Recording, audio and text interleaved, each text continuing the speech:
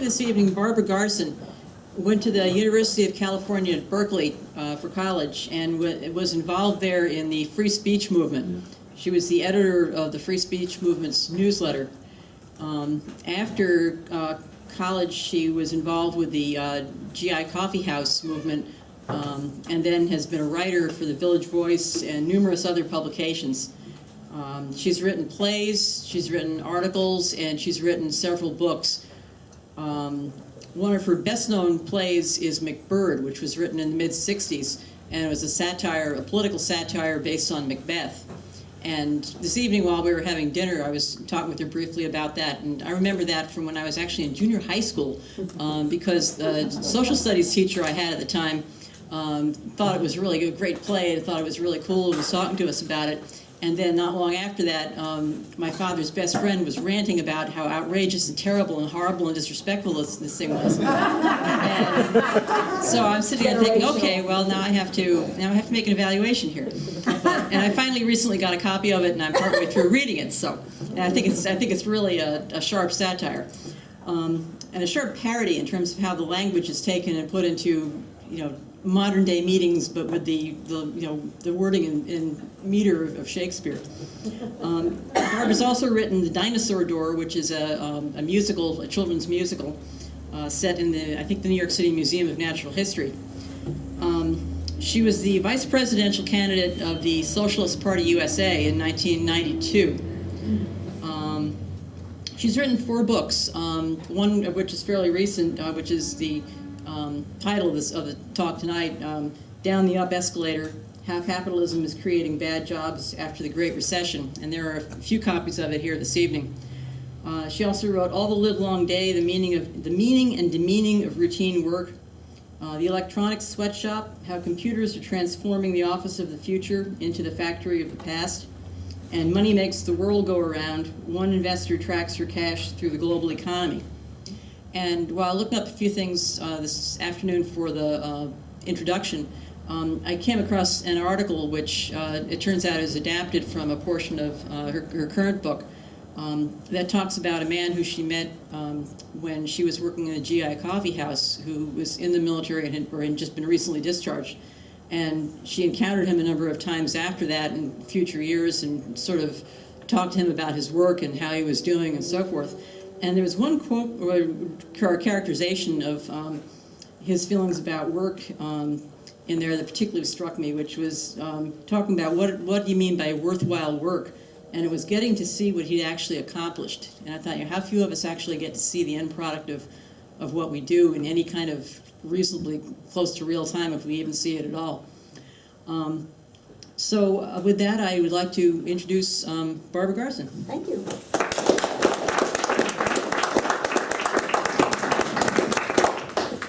Is the microphone okay?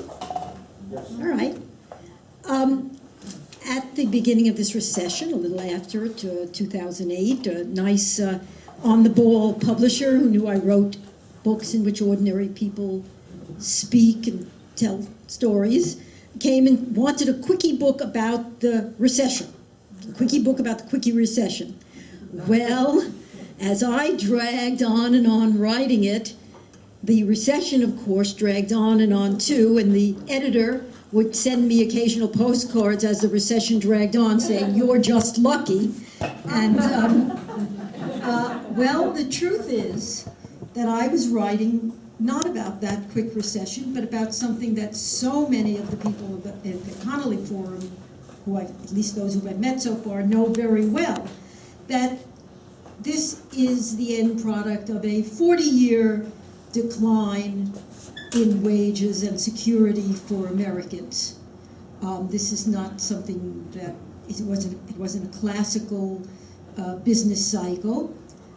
It was something that, because too many products are on the shelf temporarily, but it was the result of this decline. That is to say, between 1971 and 2007, productivity in this country went up by 99%. That is, it nearly doubled. Wages went up by 4%. That's not 4% a year. That's 4% over more than 25 years. And And it also was unequally shared, that 4% of wages. Now, talking about wage workers, some wage workers got high wage increases, like on Wall Street, and some, the majority, were flat or declined. You all know that. You know that here in Troy. I met many people who are connected with the labor unions here. You knew that. It's not a surprise to you.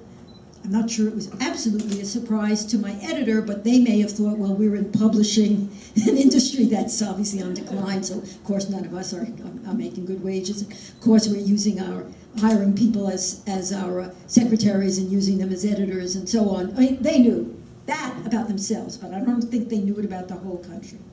Well, when you have huge increases in productivity and wages staying flat, obviously companies are very profitable. Their sales may not be increasing. That makes sense because America is what's called a consumer economy. That's not, a criticism of what you buy or don't buy. That's a neutral economics phrase, meaning that we sell about 70% of what we produce to each other. We don't export abroad or export, well, we do a little bit, and we don't make parts for something else, but we sell about 70% of all the goods and services to each other. So, if productivity is increasing and wages are flat and we're selling to each other, who's going to buy all that stuff we produce? Well, capitalism sort of all at once got a bright idea how to answer that question. They said, big companies said, I have an idea. Instead of paying you enough to buy what you produce, we'll lend you the money. Is that a bright idea? I mean, after all, if I don't have $10 this year, and my wages are going down, how will I have $15 next year to pay you back with interest?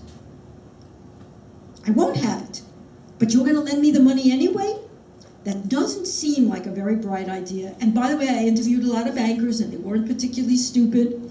And they weren't even particularly mean. Well, not the ones who talked to me. They're nicer than the other guys, for sure. But this idea was not an idea born out of cleverness. It was an idea born out of desperation. As profits increased, I mean, even if your sales aren't increasing, if you're producing 99% faster, if you're producing with half the labor, and you're paying those workers less, you got a lot of profit. What do you do with the profit? You pay it to investors. In normal times when businesses are expanding, you reinvest it in the company. You're not going to reinvest it in the company if sales aren't increasing. No matter how profitable each sales is, you're not going to make more than you can sell. So you pay it out to shareholders. You put it in the bank for the meantime. What do the shareholders do? They put it in the bank, or they give it to their broker. It comes from being, income to investment income. And it earns income. And you have to do something with that. And a bank can't keep its money in the bank. It has to do something with it. The pressure to lend it or invest it somewhere is enormous. So, yes, you lend to people who can't pay back. I mean, this is your immediate problem. You have to do something with the money. The future will take care of the future. Now, the people that I were interviewing didn't all see themselves as a product of that particular bind or that particular impossibility. They just lived through their own times. Like, for instance, I met a woman named Alice Epps, who I spoke to. Well, I met her in court in Richmond, California. Richmond is a poor black city, mostly black city, in Northern California, outside of Berkeley. In fact, when I was in school in Berkeley, I would work with Richmond Core. The campus and the people off campus work together that way. And I met a lot of good people in Richmond Core, but Richmond is still an overwhelmingly very, very, very poor town. And I was in court to meet somebody else, as a matter of fact, to meet a real hard luck case, it doesn't matter. I was in court to see somebody else, and I saw a woman who I couldn't really hear all that was happening. But I heard her say to the judge, "When will this happen, Your Honor? When will they come?" And the judge said, "The house belongs to them." And eventually she left the courtroom, and I followed her out, although I had to meet somebody else. And as soon as I told her I was writing about this, she started in the story that she's obviously told many, many times, about how she was losing her house, how she had a house she once owned entirely, and now she mortgaged it in order to buy houses for her 2 children, or to put a down payment on houses for her 2 children, and one of the children was shot, and it was a whole terrible story. I asked her if we could meet afterwards, because I had an appointment with someone in the courtroom, and we did. I was very surprised, actually. She said, "Meet me at the Mexicali Rose in Oakland," and I was very surprised that she showed up, because usually often people think better on talking to a stranger about financial matters, or they don't know who that person is. But she did meet me. And she was really at her wit's end, because she did not know when they would come to put her out of her house. But it would be soon, and she kept saying things like, "I think that the sheriff holds his stuff for 10 days before they dump him." So maybe she had 10 days to figure out what to do with things that were in a 4-floor house that she had acquired years ago, and remember, owned totally and outright. Now, when she owned it totally and outright, which was about 15 years after she left her parents' home as a young girl and bought this house and started paying on it and paid it off. But at the time, she was working at the oil company, which isn't open anymore in Richmond, California, as a jitney driver. And it was just a regular job. I mean, it was a full-time, full-time union job, what we used to call a regular job, an ordinary job. Now that place had closed. Now she's working as a home health aide. She's very dynamic. She's very big, for one thing. She lifts a lot of people. I got the impression she was probably pretty good at her home health job, because I talked to her all night. But of course, it's a shaky. It's a lower by the hour wage, and it's also a catch can wage. So now, why would a bank come to her? She was besieged at the beginning of that run-up in house prices in Richmond. She was besieged day and night, phone calls, letters, offering her huge, up to her, seemingly low interest rates, adjustable rate mortgages starting at 2% to remortgage that house. And finally, she did it. She didn't want to do it, but when she saw how much her daughter was paying to rent when her daughter moved out, she decided, well, you could be paying that every month on a house note. So she did it. She finally did it. Well, she was caught out by her son's death. She spent $12,000 on a funeral. I'm not telling you that everything she did was sensible, but it was in the range of normal things to happen. Before you knew it, she missed a couple of months' payment. Her mortgage, she thought she was trying to get out of one mortgage company and into another. I couldn't understand. Eventually, she was paying $5,000 a month on the house and not getting anywhere, until I heard her say something about, I tried to get away from Lytton, so I took a different mortgage, but it was back to Lytton. The lights went up for me. Lytton is one of the most, they're all pretty bad, but Lytton was one of the most terrible mortgage companies. This company had a particular specialty.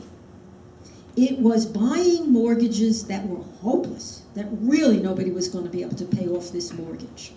Buying those mortgages, and what they would do is people would miss a couple of payments, they would offer them a different deal, but all the different deals had to do with more interest, the interest you'd missed becoming part of your principal, I mean, she was paying $5,000 a month at one point, working 3 jobs, sort of sleeping a little bit on the night job, and not making any payments toward paying off that house.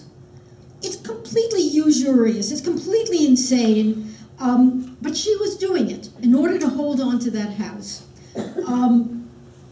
And you wondered when you start off, well, why did anybody lend her the money in the first case, on the first mortgage? I mean, she was a much worse gamble at that point than she was when she had the regular job. But if you remember, I started out by reminding you that these companies had the money. They had to do something with it. And they had come up with the bright idea of bundling these mortgages together. Well, you know that story. You know the I think you know the story of the securitized mortgages. If you don't, I've interviewed a couple of bankers for this book, and you really will understand it. I promise you, I won't detour into it now. You really will understand what that mortgage securitization was and what those derivatives were and how they got spun around. Because there are some bankers in my book who explain it to you. Nice bankers, I might say, who were caught up in it themselves. But the lending her that money, the crazy mortgage thing happened. You know, first the bank started lending a little bit of money to people, credit card money, auto loan money. Before you know it, they were lending you money for houses you couldn't afford to pay. But they had to make those loans. As I said, you can't give money to your broker and he just sits on it and says there's nothing to do, but you're going to pay me 15% for handling it anyway. Well, 2% for handling it anyway, 20% if you're a hedge fund. He had to do something with it. And this particular thing seemed like a good way because you could get it off your books. This kind of, you can go into all the details you want of each particular scheme, but these particular bubbles are a fruit of not being able to expand in the normal way, not be able to expand your business, not be able to take that profit and invest it in making more stuff because you haven't got anybody to sell it to. So you start selling things to people, you start selling loans to people. It is essentially a Ponzi scheme, but down the road is down the road if you're a banker. I talked to very normal people. This woman was probably the worst off case I talked to her. I remember one time she thanked me. She thanked me for listening to her story. That's when my eyes started to tear up. And I said, I got so upset. I said, nothing I write ever does anybody any good. And she said, remember she's a home health aide, she said, oh, I know what you mean, all my patients die. Which is true, of course, eventually. Although she, from her stories anyway, she kept a lot of people alive a lot longer than their families wanted her to. At least that's how she looked at it. So that's just one person, and she was the worst case in the sense that I'm seeing her in a night that she doesn't know what will happen to her. By the way, I did follow up on these people afterwards. I should really I have a website that's supposed to follow, and I've written about a lot of people. I haven't put her, not end of the story, no story ends, but then for instance, here's a very normal person. I'm sure if this isn't you, it's your children or your grandchildren. Karsten Lind was a kid who did what he was supposed to do. He invested in himself, right? He went to college, he did it in 5 years, he got an MFA, but he came out with like a $90,000 debt to get this MFA. I mean, he didn't have anybody behind him to put him through college. So that's not really high for what college costs these days. And he went immediately into a job teaching theater and at a live-in school. What do you call it? You know, at a boarding school. At a boarding school. And in the first year, because he had no expenses, he paid off almost half that loan. But then he wasn't a wastrel person. I actually met him through a grown-up in his family who was very worried about what he was doing and worried about that loan. At that point, really, he was, but he married, he had a child, his wife was a music teacher. They both worked in private schools. Now they didn't work in boarding schools anymore. And they had a child. And they were living in the suburbs of Washington, D.C., and they wanted to live someplace else. They both were beginning to think the school they worked at, they didn't like it anymore. And she found a full-time job in Minneapolis, and he found a job where they were willing to take him by the year, and it might extend or it might not. They decided to move to Minneapolis, went up to sell their house, which they had also done what they were supposed to do. They bought a fixer-upper, they fixed it up. It was not quite a good neighborhood, but the neighborhood had a food co-op, and it was going to develop, and everything was great. And they went to sell it, and they found that if they could sell it for what the going prices were, they would owe the bank about $200,000. So how can you sell the house? And they had the student debt. These kids decided that they would sell the house. They would move anyway to take those jobs. They did move. They did not know at the time that my book was written. They left a lawyer behind to try to negotiate a, what's the name of that kind of sale where the bank agrees to, a short sale. They would leave the bank to try to negotiate a short sale. They moved to Minneapolis. The real question in their life, and by the way, in the person who told me about them, was would they have another baby? That's what they really wanted to do. But there was kind of bubble birth control, because here they were, two employed teachers. Neither of them had lost their job in the recession, which suggests to me that they're pretty good. Both of them were even able to get new jobs in the middle of the recession. And they were each making about $50,000 a year. But when you went over their expenses, at one point they were paying rent in Minneapolis. I have the exact sums in the book, because he went over them with me. They were paying rent in Minneapolis. I think it was about $1,200 a month, but they were paying about $2,500 on the taxes and all the other things connected with their house in Washington, D.C. They now had a baby, so they had to pay for daycare. That was about $1,600. They had credit cards, which they really weren't living high off the hog. And he explained to me sort of apologetically, well, we have all this thrift store furniture. I'd love to get my wife a good piano, but that we just don't go out and spend money like $1,000 on a couch or $2,000 on a piano. It's just not what we do. So two unemployed teachers who did everything right, and whose stepmother, actually, who introduced me to them, was so worried about their profligate ways. But really, you have to step back and realize you're in another period. They would be profligate ways. I went to the University of California at Berkeley, joined the free speech movement, was free to drop out. Never occurred to me I'd never drop back in.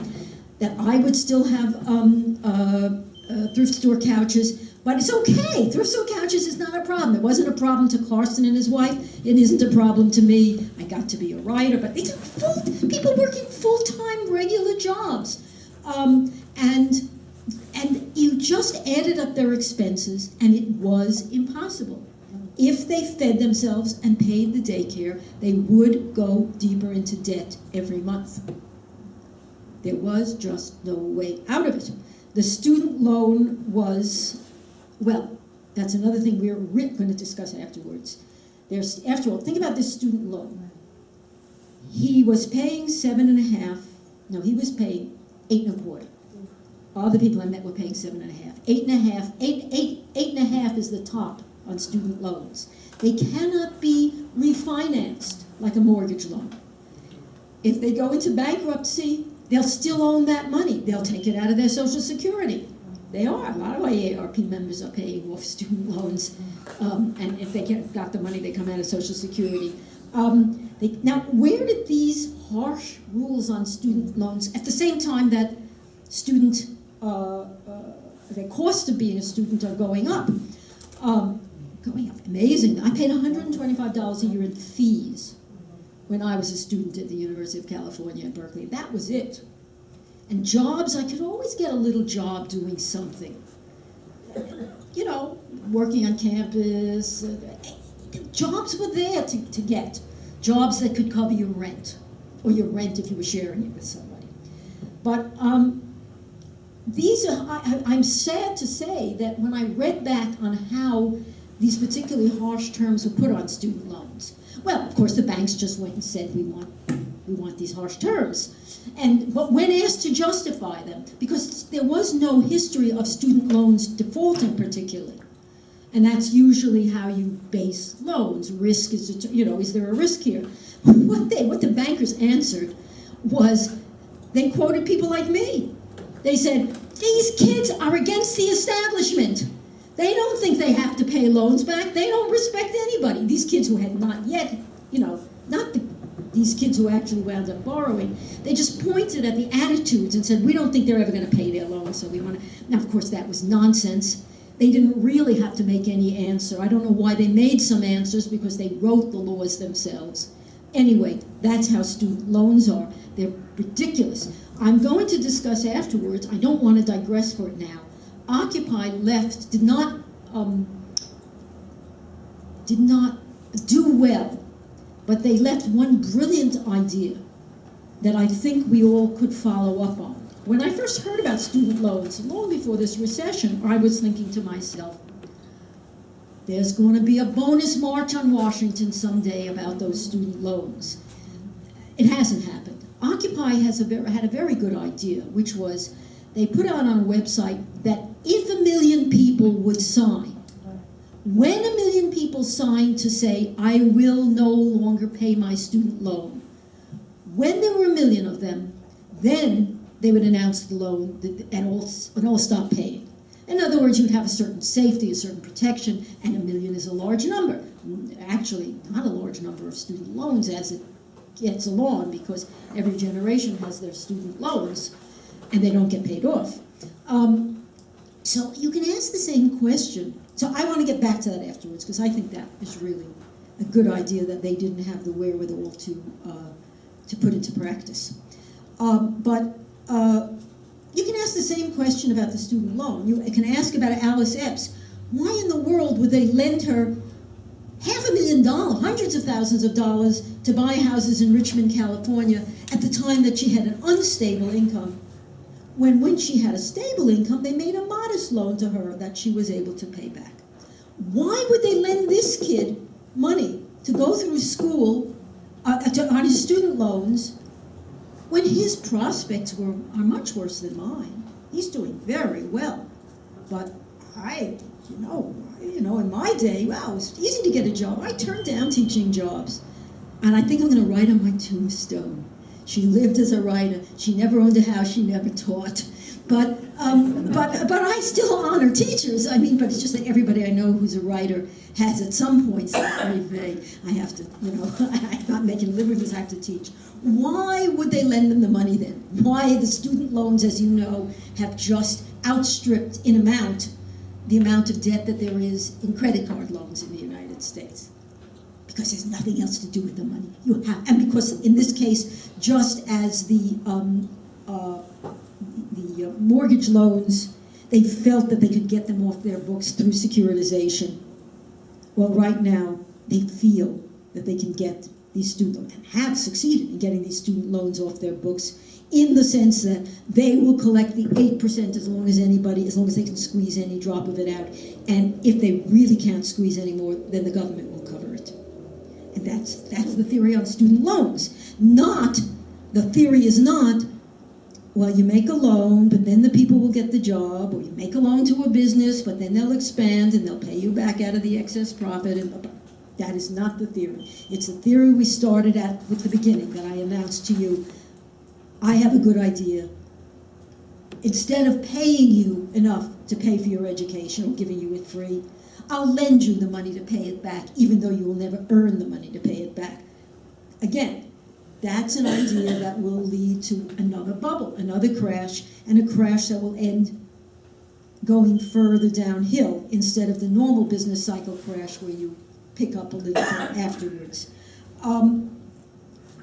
Now, this book, as I told you, they wanted a quickie book. They were very disappointed. But then the recession officially lasted so long, and we all consider ourselves still to be in some recession, so they're doing okay with the book.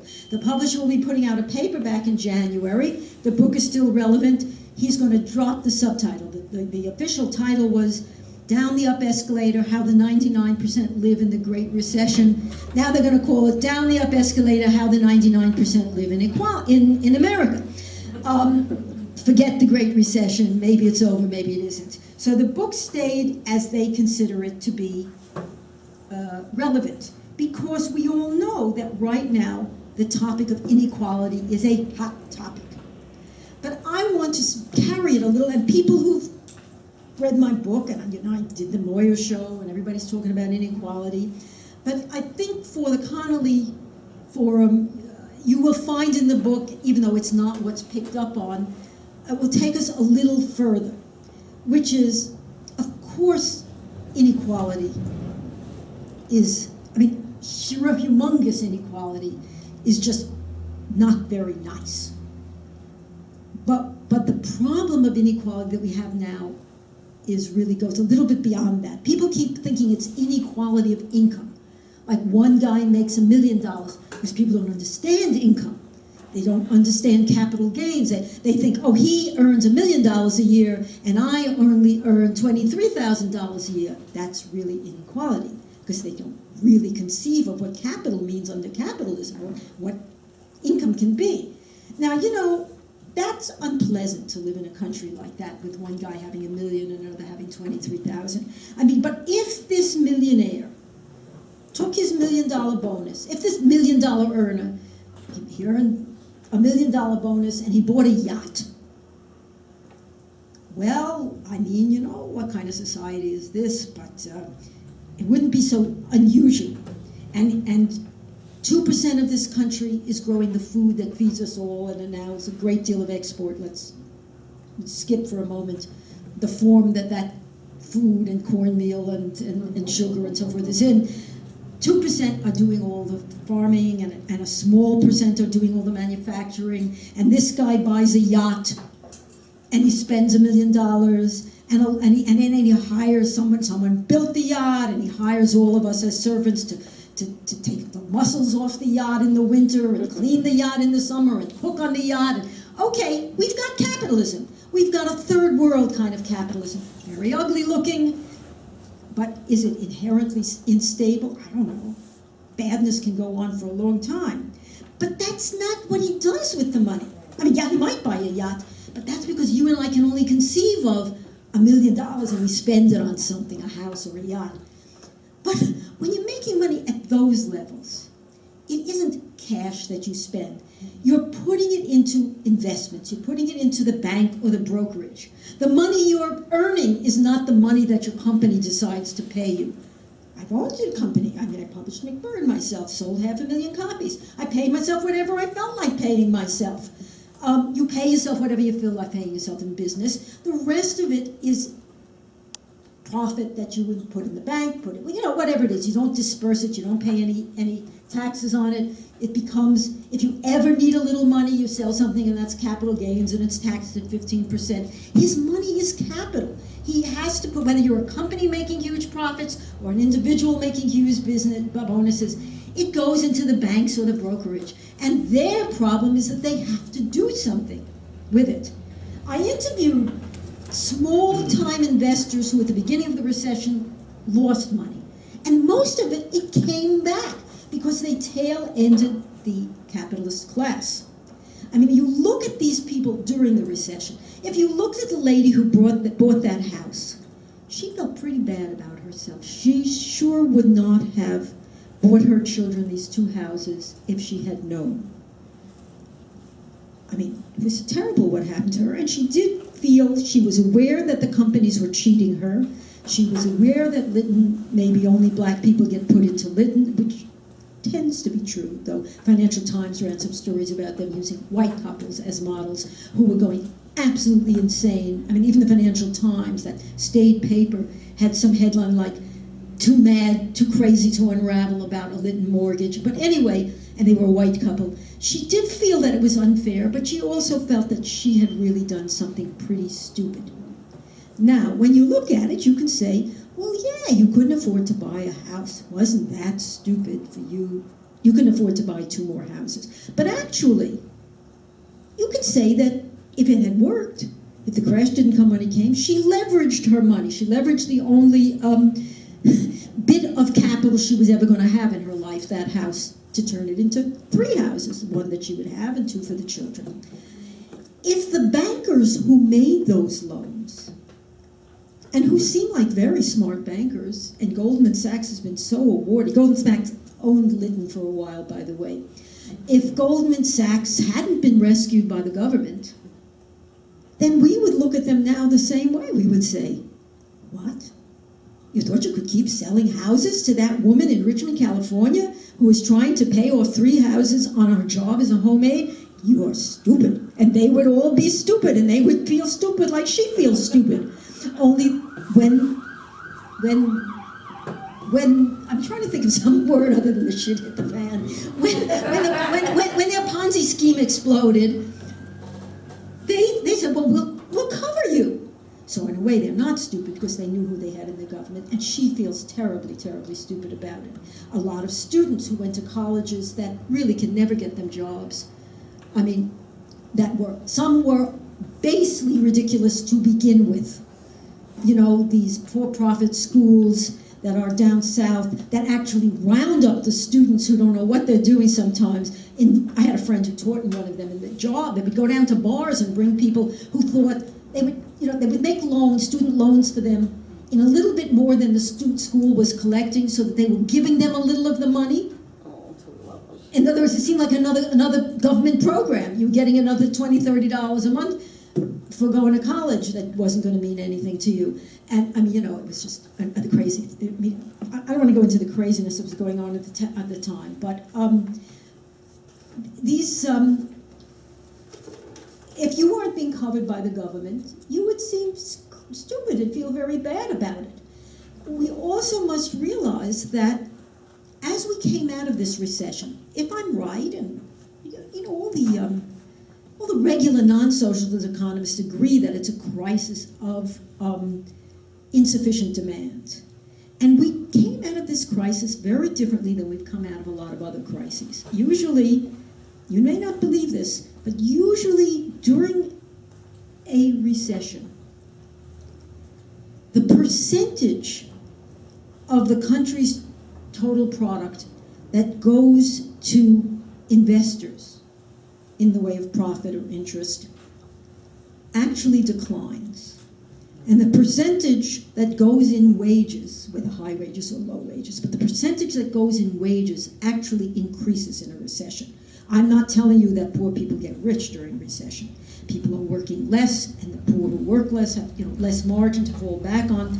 But in fact, the difference between profit or investment returns and wages decreases during a recession, normally during a recession. Because what happens is that capitalists cut their staffs, try to keep their core staffs, cut hours, take lower profits, price things lower in order to compete or to stay in business until the recession is over. That didn't happen this time. As I think everybody knows, profits rose during the recession, before the recession, during the recession, after the recession. Wages declined for 40 years before the recession, they declined during the recession, they're still on the decline. In other words, we just haven't gotten out of it like we get out of a normal business cycle. This is a new way of life, and one that will bring another bubble very soon. You pick it. I'd like to say that I was able to tell you when the housing bubble was going to break. Lots of people knew it was a housing bubble. I'd like to tell you that I know when the student loan bubble is going to break. I really don't. I'm not an investment advisor. I can't tell you what to put your money in. But that's it. There has been none of the traditional, well, we know how to get out of recessions, we'll get ourselves out of this recession. It's just been a surrender to basically the idea that, oh, America's on the way out anyway. But not said by us. That used to be what the left said. Oh, the empire's going to fall, blah, blah, blah. No, it seems to be what your ruling class, if there is such a thing, is saying right now. I have a lot of actual quotes on that, but it also, by attitude, seems to be what they're saying. So this is a very sorry way to end. I want to get back, if we can, to what was aggression, or at least not in my book, about that, some of the ideas that not very many, that I think are very positive that we might be able to do. So, thank you.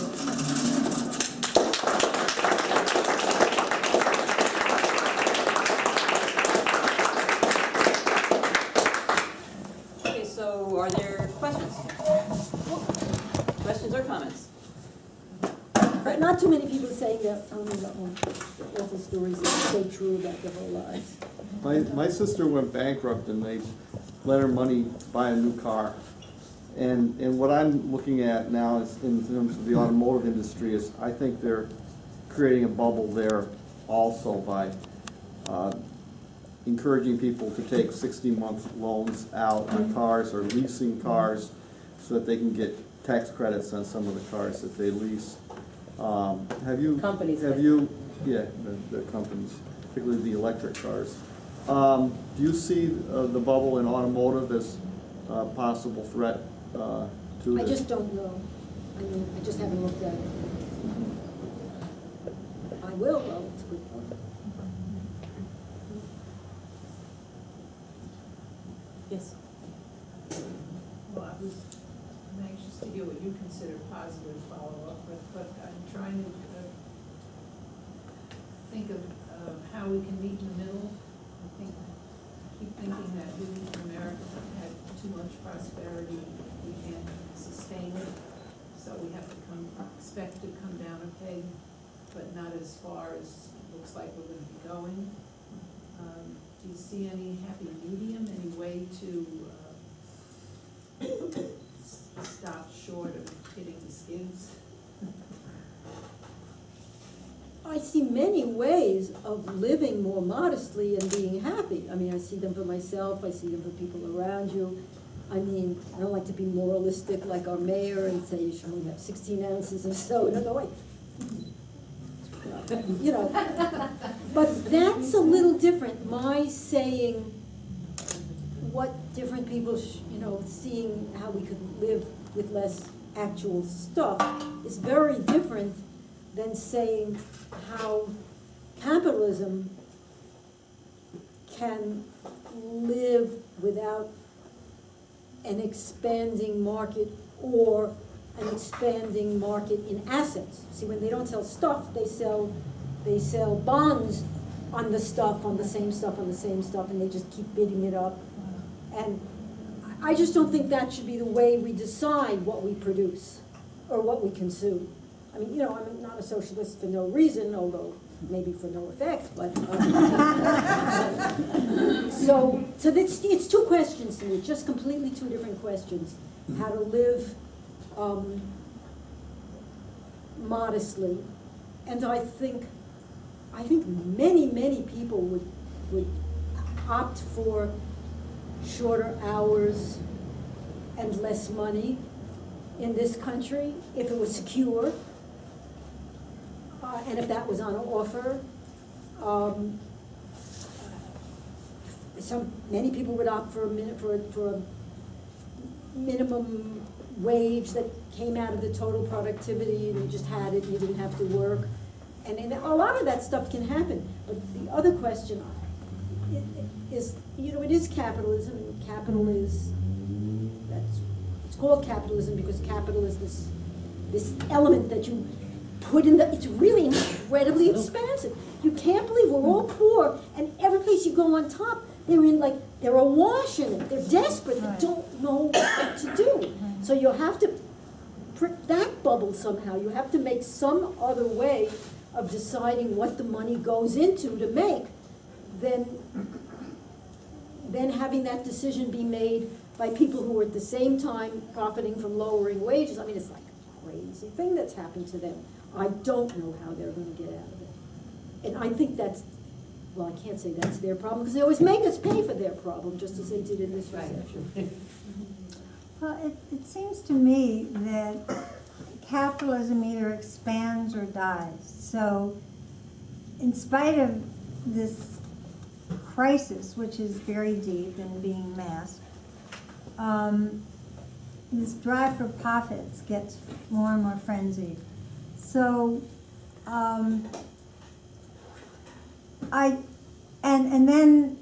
so what we're seeing now is the eating of the seed corn. There were a few things, the so-called social safety net. So now both Republicans and Democrats are going after Social Security, and they're going after Medicare, and they're going after Medicaid. In other words, the things, and of course the food stamps. So the things that have kept people alive or, you know, able to at least get by, are being eroded because they have to keep the drive for profits going. So where is this going to go? Well, you know, I keep thinking that, one time I said, oh, with the environmental crisis, socialism is no longer just a luxury, like wouldn't it be nice if we were more equal and nicer to each other, and it's a necessity because we get in the car. But actually, capitalism is very resilient. You can invest in cleaning up. I mean, you can invest in cleaning companies. I mean, I'm not saying that it's impossible for capitalism to be a participant, or just like they're a participant in the insurance scheme. I don't ask what their role is. I mean, why is health insurance instead of health that we're offering people? You know, why you can't just go to the doctor like you do all over Europe, and I suppose they have a complicated websites too, but at least you go to the doctor, then they unravel the complications. But anyway, I think it's possible, I guess, to cut them in on environmental cleanup. I mean, I think some of them will realize that they could make money cleaning up their own messes. I used to think that that was the, and I have never understood, to be honest, well, why so many actually seem to feel that it comes from them if there is Social Security and unemployment and things like that. I don't see how that's a competition. Well, unemployment, I understand how unemployment is a competition with cheap labor. But I've never understood why they think things like food stamps comes out of their pockets. I mean, rich people. I never quite understood that, maybe because even the slightest tax increases would be increases on them, but it's a very minor issue. I don't understand it I really. think some of it is Just ideological. ideology of, you know, they're getting this for nothing. I Right. mean, forget the fact that you pay the day you start, you pay into Social Security, you pay into Medicare. Well, also but the you're- food gets paid for. I mean, But the you're food getting that it goes out for on food nothing. stamps, the farmer You're gets not paid. working for it, Yeah. you're not earning it. That's the ideological piece of it, but I think there's more to it than that. I mean, there's the whole economic piece to it. I don't know, maybe somebody knows more. John? Yeah, I'm just curious what your discussions with the bankers were like and what they thought was going to happen. I mean, you said, yeah, you got, Well, the bankers that I spoke to for this book, because I started out by talking to people who had lost, the way the book is organized is people who lost jobs, homes, or income, or savings in the crash. And so there were unemployed bankers. Not many. By the way, I have a very funny chapter while I'm trying to look for derivative salesmen, because I mean, I live in New York, not that far from Lehman Brothers, and I know they had a large derivatives force, so I figure there's got to be a lot of people who actually created this mortgage-backed bonds, feral running around downtown near where I live. And I go the same way I normally go when I write these things, just asking them, do you know anybody who, do you know anybody who? And I'm not coming up with anybody. And I finally discover, I call a lawyer, at one point I called a lawyer who represented Lehman Brothers people. Brothers is the bank that actually closed, the one they allowed to close. And he represented them in the bankruptcy. He represented Lehman Brothers employees trying to get the share out of the bankruptcy money that employees were entitled to. So I said, well, I know you can't give me any names or anything, but perhaps you could ask some of the Lehman Brothers people who were involved in making or selling mortgage-backed securities if they would talk to somebody. I don't need to know their names. And he said to me, I don't think you're going to find anybody like that. I think they were all snapped up at once. I said, what? I said, but I mean, I thought he was just trying to cover his own, you know, it's right, I mean, I didn't know this man, I just heard that there was a company doing this. And I didn't believe it at first, and then I found a few bankers who said, well, yeah, a few people who worked on Wall Street who said, if the other banks, and he said to me specifically, I think Merrill took most of them, and he named the other bank that took most of them. And they said, yes, they did notice, that they weren't on that floor, but they go up occasionally, they noticed that some of the sales desks for these derivatives were, in fact, a little bigger. And I thought to myself, well, I knew how complicated they were untangling the mess. Who actually owes who what, and who actually owns those houses finally. And that turned out not to be true. They were just continuing the same business that had been covered. With the houses, they were unloading as well as they could, unloading them to the government. But then they were, securitizing the other things, and they were in the same business. So they were snapped up. But it was a funny chapter called, I called it The Mystery of the Missing Unemployed Man. But that's not an answer to your question, because that's not an answer to somebody I interviewed, but rather someone I couldn't find. I interviewed a hedge fund, a person who picked stocks for a hedge fund, a stock picker for a hedge fund. I interviewed a fellow who I actually did meet somebody at that center of the derivatives, the mortgage-backed derivatives. He actually created the securities are sold like 20,000 houses. The mortgages on 20,000 houses piled into one security. And some people buy these securities bonds at 4%. And they will get their money paid out of the first 15% of the mortgage money that comes in. It's pretty secure that at least 15% will keep paying their mortgage, and they'll only get 4%. And that will usually be a pension fund or something like that, because they have to make secure investments. And some hedge fund will come along, and they will buy the portion of these 20 million houses that represent the last 15% of the mortgage money paid, but they'll get 7-8%. And he made those bonds, putting them into the different categories, assigning the risks, seeing how large the first 15% would be and last 15%, according to certain risk formulas. So it was a mathematical job. Plus he had a lot of inputs from people. He said he wasn't good at dealing with people, but a lot of people would be calling him on each particular security because they wanted, it was in your interest to have a certain tier large and a certain tier small. There'd be a lot of pressures on him. And he said to me, one of those contracts for one of those packages of 20,000 mortgages, let's say, he said it's called a book, and it could be a 300-page book. And I said to him, the book I'm writing might be 300 pages, and I think it's not.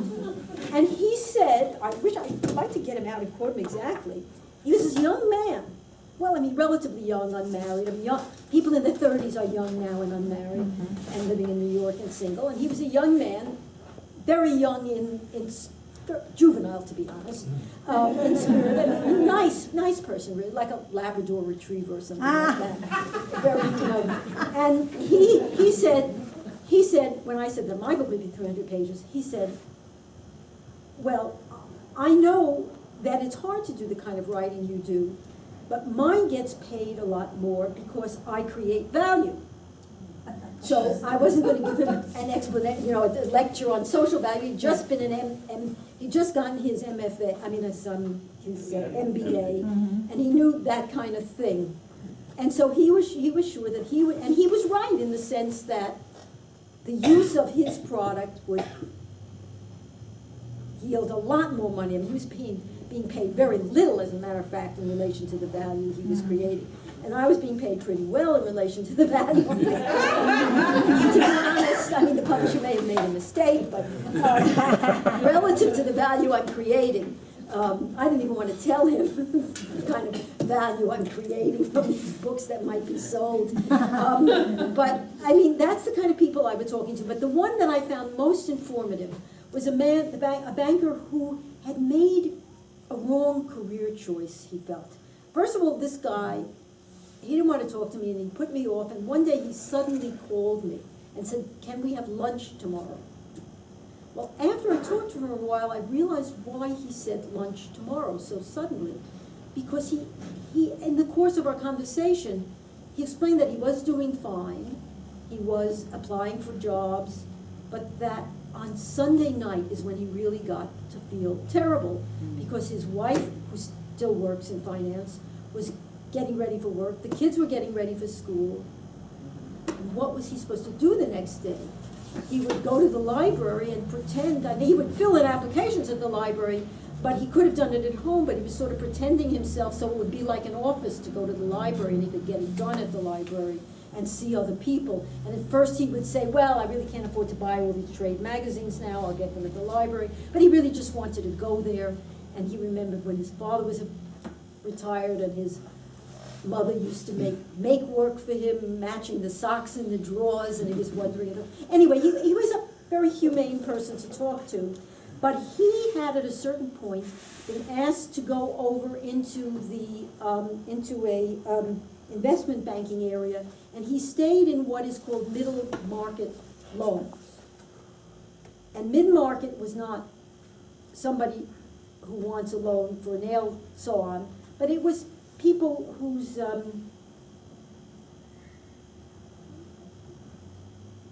return, what do you call the money that comes into the company every year from their total sales, were somewhere between a couple of million and 100 million, something like that.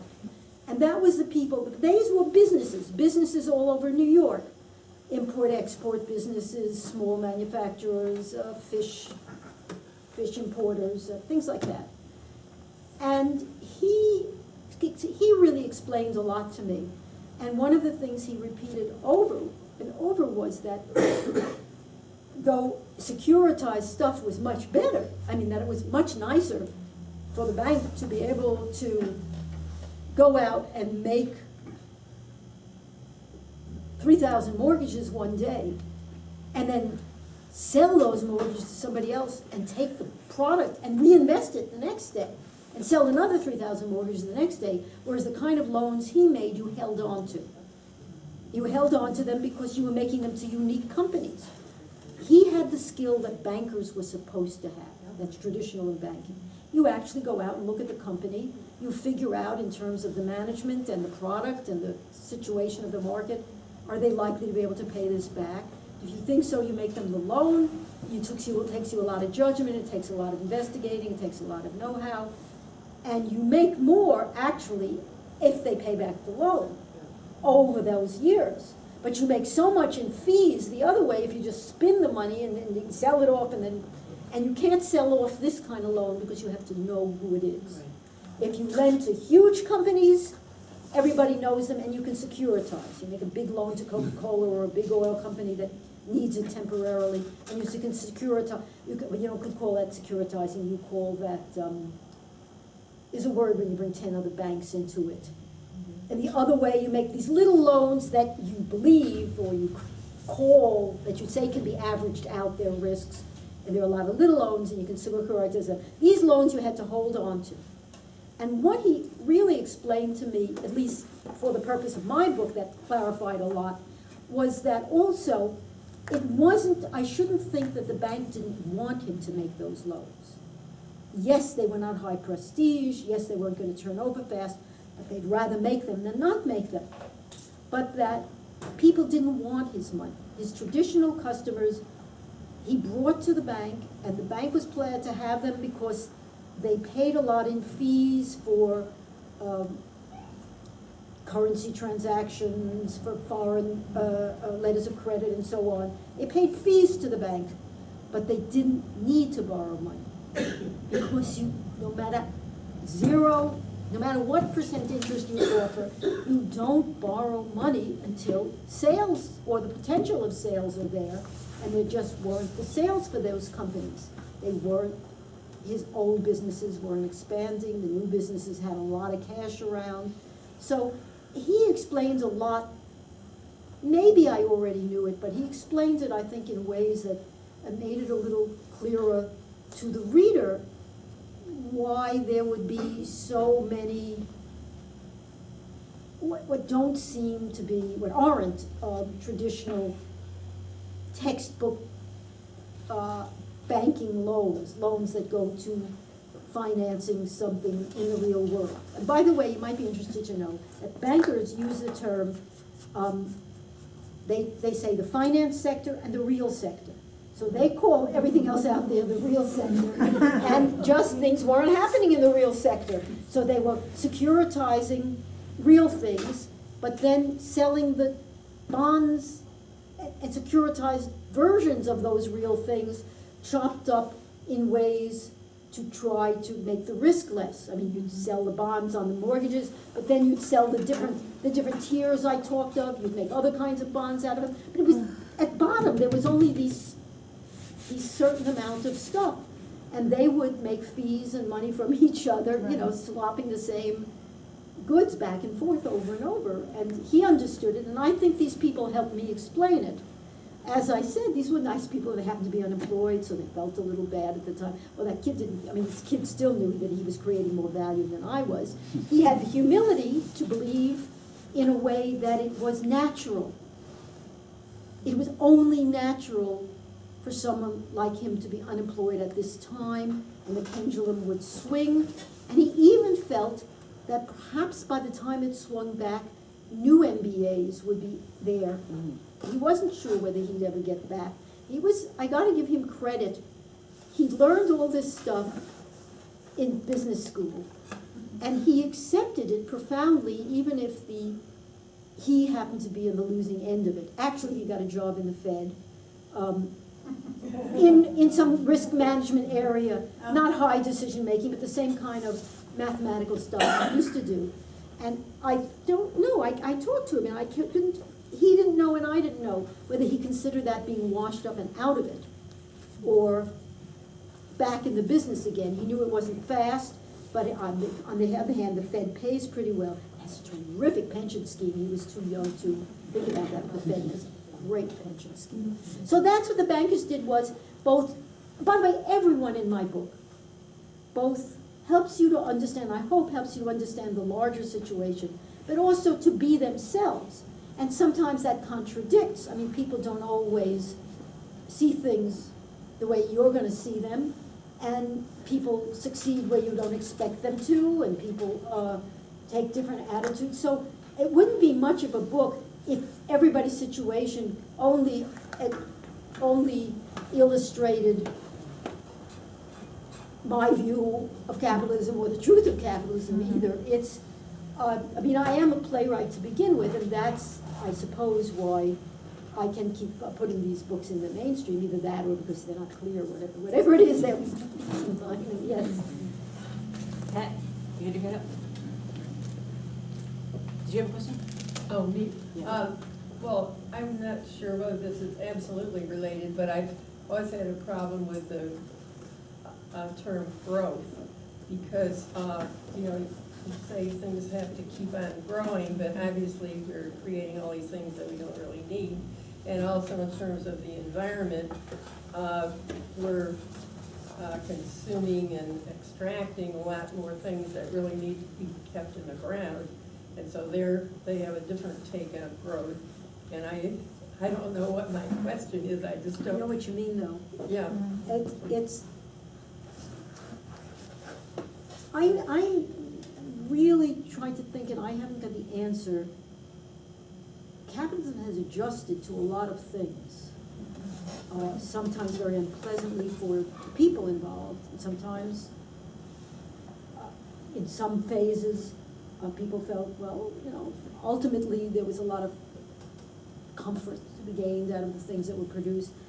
But can it adjust to a time when we actually must use less of the resources? And I have tried to think a lot about that, and I would love to give the answer no. I'm not certain. It's a possible adjustment to, you know, just as this, so you might say insurance is, medical insurance is just taking a cut of something. You know, you could go straight to the doctor and avoid the insurance company. Right. It seems like a tremendous waste that they should be cashed in, But they still can play, I don't know. I don't know the answer to that question. Could we be producing materially less, or at least less per American, or be using less energy, and capitalists still be charging for and reaping the product of whatever services are necessary to clean up the environment, whatever services are necessary to produce new kinds of energy? I'm just not certain. Some things aren't theoretical questions. I keep thinking that it is a theoretical possibility that they can adjust to this. But at this particular moment, the capitalist companies that are the richest and the most influential do have to do with the old industries that have to be stopped, and they may be ready to stop them in time, and they may not be ready to stop them in time. You know what I mean? The oil industries and so on. I mean, right now, you look at the different forms of fracking, and you say, well, I mean, remember, these are short-term mines. I know somebody that works up in Alberta. I mean, in one way, it's very exciting. Such an enormous project. You have no idea how enormous it is, how much organization. Whole cities go up and built overnight to take care of people. There are cranes that you have to lease 3 years in advance because there's only 3 or 4 of them in the world, and you have to have 20,000 people there that day, or 20. It's like making a movie only 20 million times over. And it's amazing what they're doing, but it's also really, I mean, it's not just that it's the most destructive thing, but they're not going to these places, these unsafe places. They're not going to the bottom of the ocean or the top of the soil to take stuff that you can only take a very limited amount, really, and then you have to move over and move over and move over. They're not going because it's easy or the most profitable. They're going because it's there. I mean, and how, whether the same companies will turn around and say, I think I could make money at another way of doing this, I don't know. But they're very big and they're very powerful, and it's hard for them to turn on a dime. So the question of whether these companies will emerge in a new form of capitalism that's ecologically saves the planet is not really a theoretical one. It's like a historical one. Will it happen? It could happen, but will it happen? Or will we have to stop them some way? That's a real question. Stop them by buying them all? I don't know. Yes. Well, changing a little bit. Oh, please. You make me think of a coworker I had who was very eccentric when we were all thinking of colleges and facing the fact for our kids that all those costs and how are we going to do this, and he just said, I'm not sending my kids to college. I'm going to take that money, I'm going to buy them a house, and they'll never have a mortgage. And we all thought, well, you can't do that, you have to send your kids to college. But you know, now, 10 years later, we always remember him, and we said, you know, he might have had something. And so, I'm thinking of young people, and I'm just finishing up your book, and I think that it's it reads in such an accessible way that I'm thinking I have young people in my life, and I know many of us have young people in our life. I think it'd be a great Christmas present, because I think young people need to know, unless they were Occupy young people who are already facing these questions and are trying to, they kind of need to know that the system is rigged against them, that it isn't really them.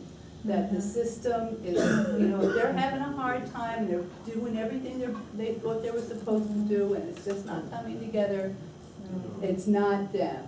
And I think your book, goes a long way to explain the rat race for what it is, a rat race that you can't win. And you started to say, and maybe I missed it, but you started to say some of the ideas that Occupy had that you liked, and I will get to that, but you're speaking of that people reminds me of the people in Ohio, the father and son. Frank, when we bought a cash for clunkers, and that somebody was selling XM radios on the phone to people who just bought new cars. And Frank was talking to this kid, he said, he's so smart, and he's in Evansville, Indiana, and he's, he must be unemployed, what's he doing this for? And we actually went and met him. I met him because he said he would introduce me to his father. And his father was, as he described him, religious Republican and right on. I mean, he tried to be a good man, and the son was like a hippie, like a neo-hippie. And he was doing a little work on the XM radio, and he had a girlfriend, and kids hung around their house. And that was really interesting because the father could not understand why this young man who was so smart couldn't get ahead. And just wanted him to buckle down. And the father, had worked for years and years for the same company. Here I can say, I don't say it in the books, TJ Maxx. And he was a manager in a warehouse, in a depot. And he supervised like 300 people. He wasn't the only one, there were like 7 or 8 managers. And he was working 10, 12 hours a day because as management, you don't get paid extra by the hours. He'd started this job for security. And I sort of had to explain to the son that his father wasn't just a sap. There was a time when you did something for security and you might turn around and say, oh my goodness, look what I did for security. But you did get the security out of it. But now this company was trying to force his father out. And, you know, there's personal things. You can't say in every case, was his father the greatest at this or not? I don't know whether his father was good enough at it. In another age, they wouldn't have been trying to get him out, but the father himself said, I think these young people know more about computers. But the thing was that this man was sure that his son could do better. And every one of us parents are sure, or have to be sure, or have to try, well, someone is going to go to school and be an engineer, and maybe there aren't enough jobs for an engineer, but it should be my kid. And he kept saying that his son could do so much more. His son didn't want to be like the father. He didn't want to give all to some company. But I asked him, well, what about your son's friends? And this was a good man. He and his wife had sometimes taken some of these friends into their house at times when there was a divorce in the family or difficulty in the family. So he knew these friends. About his son, he could say, oh, he's so smart. He must be able to do something more. When we got together, we spent all our time trying to think what his son could do. And I feel that way too. I feel about my kid. I feel the way about his kid. Yes, that one kid could do more. But when I said, what can the others of his friends do? He said, well, you know, if they were willing to buckle down and just put on the hairnet and go to work in McDonald's, they could be managers in McDonald's. And my company has hired many McDonald's managers because they have discipline. And then those people would be the ones that he already said the company was trying to get him to quit so they could replace them with people at half pay. And those would be those people. If they ever worked themselves up, they would have done their whole life, 10, 12 hours a day he's working out. So, I mean, he really couldn't think of anything either except for that one fact that we all share, which is there's going to be somebody who's going to be okay, and it might as well be my kid. I mean, you know, and besides, everyone's child is above average, and I mean, so these, but I forgot the question, but I thought the one Occupy idea that I think has a future, but they just didn't have the organization and the wherewithal to do it. I think I said it to you.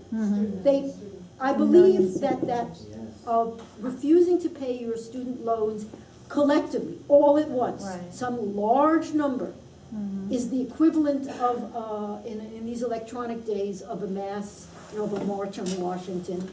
You may have to do both together, but the only thing that troubles me about it is, of course, that the government has insured all these student loans, so that ultimately those banks, like I said, they would be considered very stupid for making those loans if they didn't know that they will always be covered. I don't even know why they bother to do the business. Maybe we could just pay them off and say, do nothing, and we'll pay you. But stop doing harm. I don't know. But anyway, I think there is some future in that for explaining and for changing the system of student loans, because it's ridiculous that they're not. Well, I just explained what's wrong with it myself. I'm sorry. I'll have to think of some way to get around that. So the bank really pays, not us. God, they've got themselves covered in every way, don't they? Oh, yeah, whatever anybody want to do. A few more questions and. Oh, and I want people to go to the bookstore. I only brought these 3 books with me. You do me a great favor if you go to a bookstore and order it, even if you only wind up buying it online. Or even if you wait for the paperback. And you're certainly welcome to come up and look at it. Question over there. 2 more questions and then we'll wrap up. Regina? No, behind you?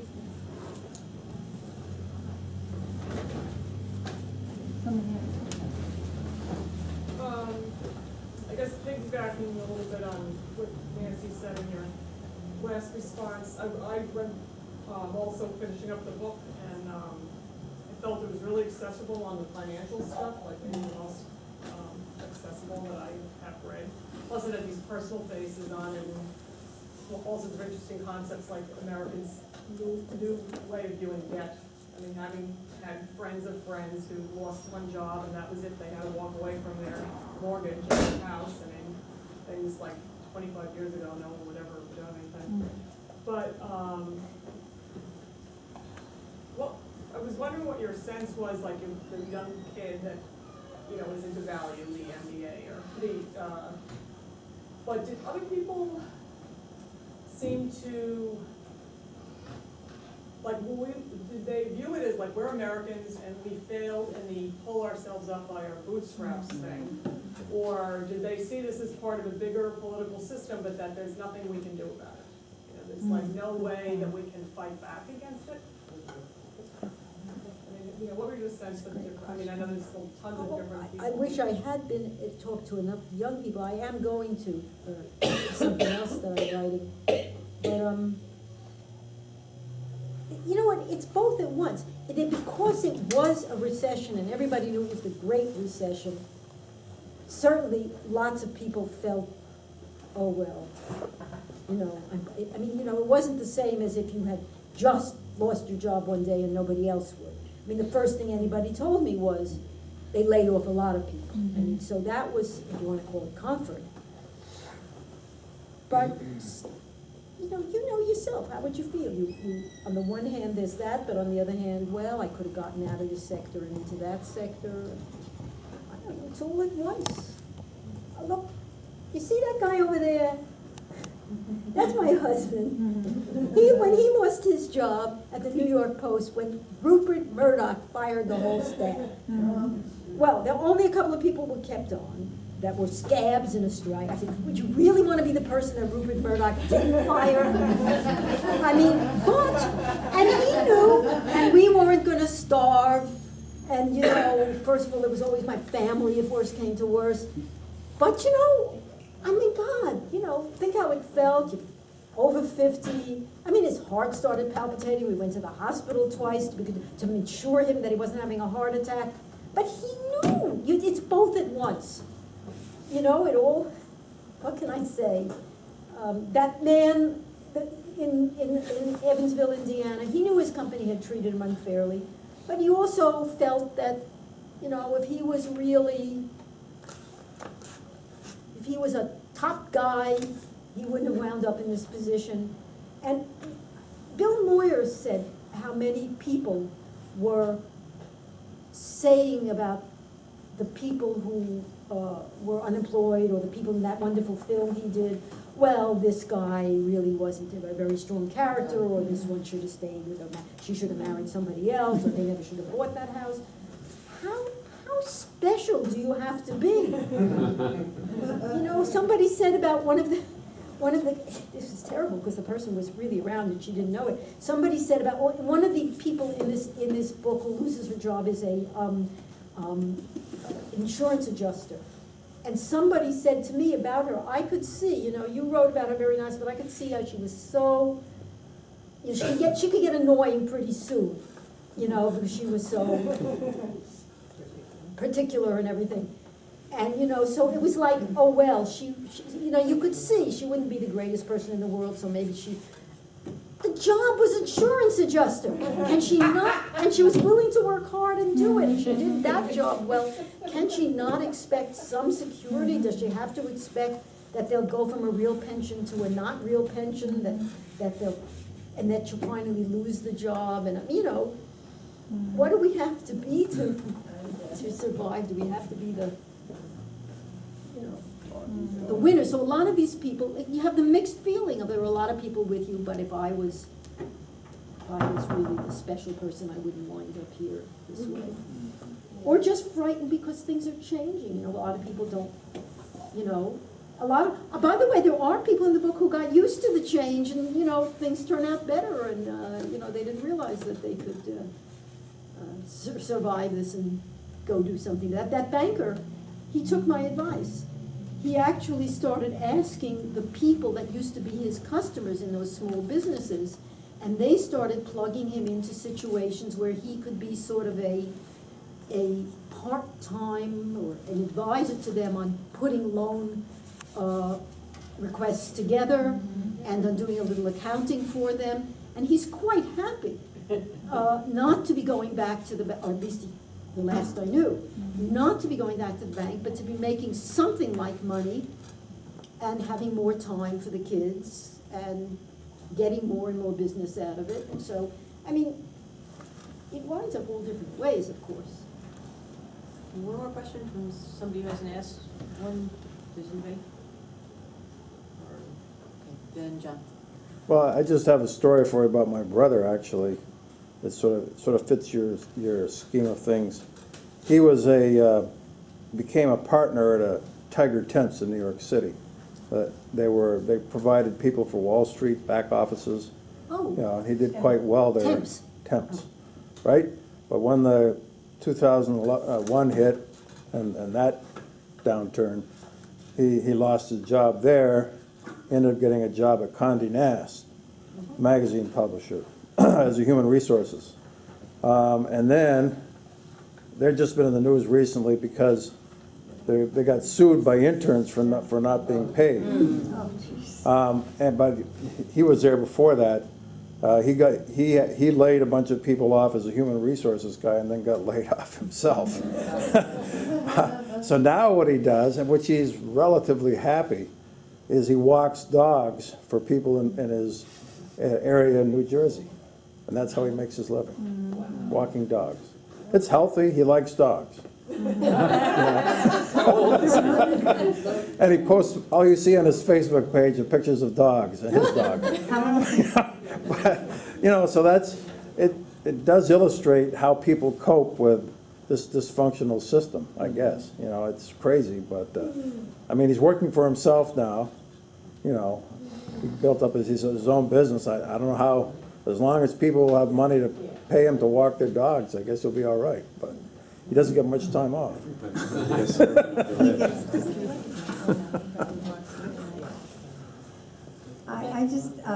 was just when I've been thinking, we all have this sort of glamorized picture of this great past, which was the period after World War II to, they say up till 1979, when there were pensions and very low employment, because we manufactured things. And also Europe had been destroyed, so we really didn't have any competitors. Right. We basically ruled world markets, but we also produced things. And there was a period of time, myself and my husband, we had worked in a steel mill. The problem with that, you could get a job in a steel mill without a high school degree. You just had to have a strong back.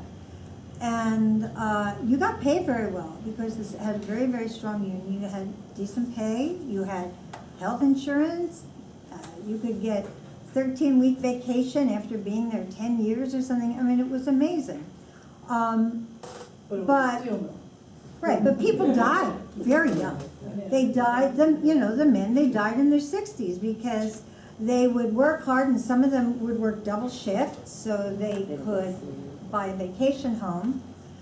But they worked so hard, and many of them died. If you worked in a coke oven, you had, so the people that worked around blast furnaces, that worked in coke ovens, I mean, basically, they retired and died within the year. And my ex-husband worked in a coke plant, and his health was just destroyed. So the thing was that even in that best period, Right. the exploitation was rampant. You bring up a good point in attacking our nostalgia. This is the first book I wrote, a nonfiction. It's called All the Livelong Day, The Meaning and Demeaning of Routine Work, and it's the best of them.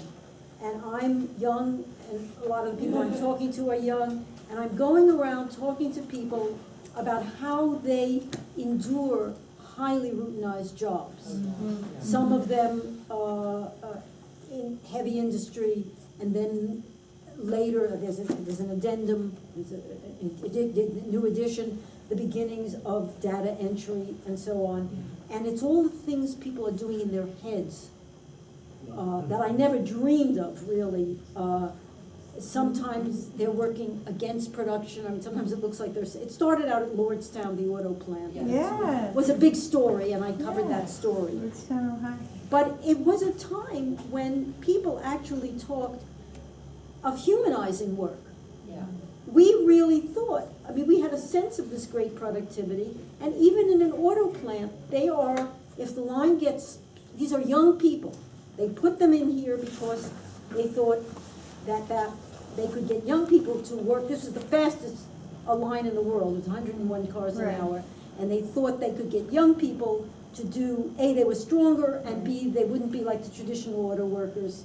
But before you knew it, these people would know when the lines are sped up, and they would sabatage 1 out of 10 Right. cars, or 1 out of 2, 1 out of 20, whatever they thought it was. And then when the company started using the word sabotage, they realized that stopped selling the cars. There was a Vega. And so, I mean, but anyway, these people were actually talking in an auto plant, young people, the same people I worked in the GI coffee house, the same generation. They were actually talking about, well, would it be better to work faster and shorter? Would it be better to make a lot of stuff for the rest of the world? Or can we maybe should we hand make things? I mean, they were talking like that's what we would do with this productivity. Right. We would humanize the work. Right. Well, let me tell you, it didn't turn out to be ours to decide. Right. But you're right. I mean, there was A, terribly monotonous work, B, terribly hot work. A lot of the hot work is still left. I mean, a lot of plants still have very high heats and noise and stuff. And right, absolutely right. Thank you for bringing that up. It's terrible to have lived to a time when we're talking nostalgically about what we wanted to make better than to. I imagine that's what fracking is like today. The people who work with that huge equipment and breathe in those chemicals. I mean, they're going to die young as well, it appears. Okay, well, on that cheery note.